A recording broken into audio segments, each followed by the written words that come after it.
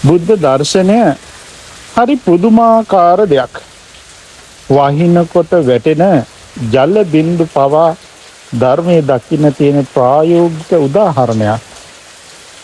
යථා බුබ්බුලකම් පස්සේ අතීතයේදී වැස්සකට හසු වුණ භික්ෂුන් වහන්සේ කණ්ඩායමක් වැහි බිඳු නිසා හටගන්නා වූ දිය බුබුලු දිහා බලාගෙන සිතෙන් නේද මේ සියල්ල ඇති වෙන්නේ.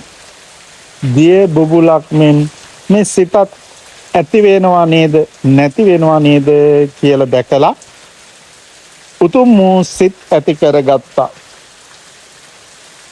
නිවන් මඟ හොයන ඕනෑම කෙනෙකුට නිවැරදි ගුරු ඇසුර ලබාගෙන භාවනාවක් තුළින් උතුම් වූ සිත් ඇති කරගන්න පුළුවන්කම ලැබෙනවා.